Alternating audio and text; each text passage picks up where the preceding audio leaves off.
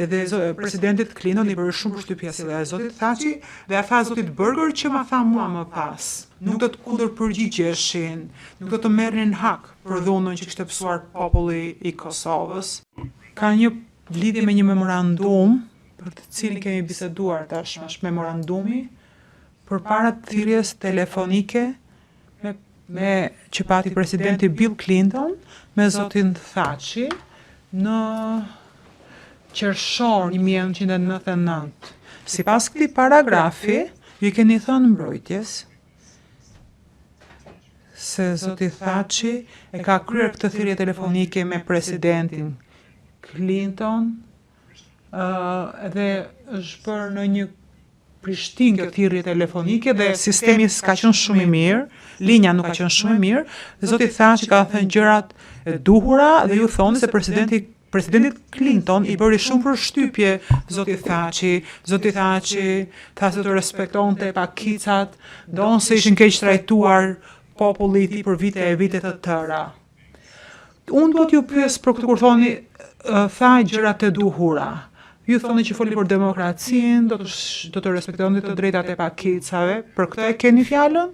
Përgjigje. Kanë kaluar më shumë se 20 vjet tani dhe kam dëgjuar nga Sandy Berger që ka qenë këshilltari për sigurinë për presidentin Clinton, se nuk fola unë drejt për së drejtë me presidentin Clinton.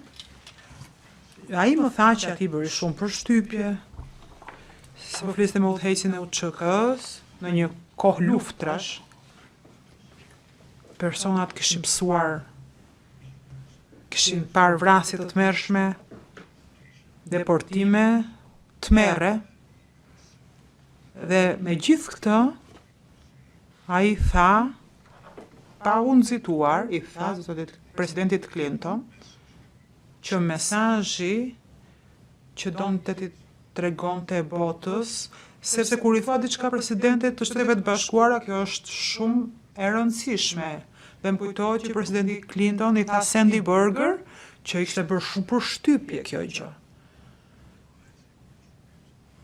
Do me thënë kjo pavarësisht dhunës që kishin pësuar, nuk do të kundërpërgjigjeshin, nuk do të merrnin hak për dhunën që kishte pësuar populli i Kosovës, dhe nuk do të merrnin hak gjatë kohës që trupat serbe po largoheshin dhe ta merrte përsipër situatën NATO. Dhe sigurisht që mund të kishte akte dhune në këto situata, dhe presidentit Clinton i bëri shumë përshtypje si dhe zotit Thaçi dhe a tha zotit Berger që ma tha mua më pas. Pyetje. Zoti Thaçi para apo pas kësaj telefonate, ju tha ju që në fakt, në të vërtet kishte probleme me respektimin e të drejtave të pakicave në qershor të 99-s në Kosovë, ose më përpara? Përgjigje. Jo, nuk ka thënë ai pari, ne e kemi thënë të parët, ai e pranonte që këto janë kohë të vështira për popullin e Kosovës, as nuk e ka mohuar që mund të ishte akte të tilla dhune, dhe ai është ofruar dhe ka thënë që unë do përpiqem ta zbesa më shumë këtë përmes deklaratave publike.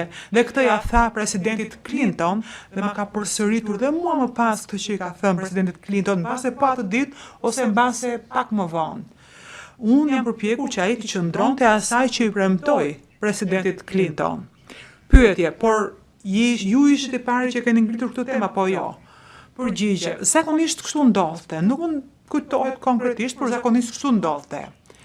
Pyetje, zoti Thaçi e konfirmoi apo ju tha që në fakt ka probleme me pakicat?